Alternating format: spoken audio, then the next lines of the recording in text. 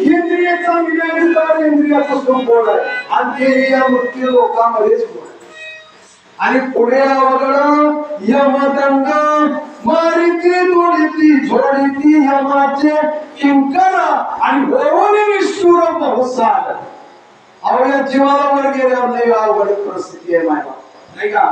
जीवाची परिस्थिती फार वाईट आहे.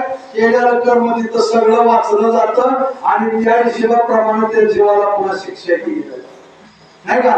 त्याला काय यमाचे की कर्म अशी पत्र तरुगरी चालविती तप्त खांबा कवटळविती अशी पत्र तरू खैराचे इंद्र त्याच्यावर चालायला लागतं.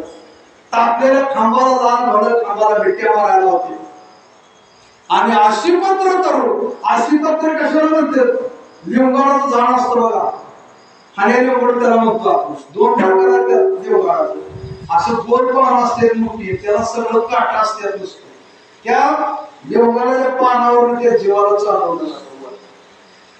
अशी एवढी मोठी शिक्षा आहे कुणाला? या जीवाला.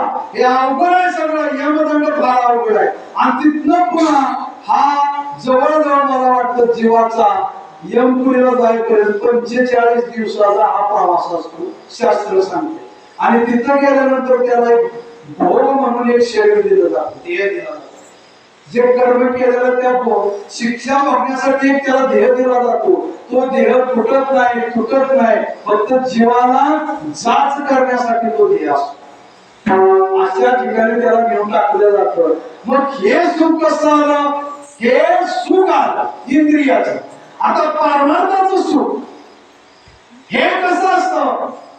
मग तुकोबा सांगतात, तुका म्हणे जीवा थोर झाले सुख, तुका म्हणे जीवा थोर झाले सुख, तुका म्हणे जीवा थोर झाले सुख, तुका म्हणे जीवा थोर झाले सुख, तुका म्हणे जीवा थोर झाले सुख, तुका म्हणे जीवा थोर झाले सुख, तुका म्हणे जीवा थोर झाले सुख.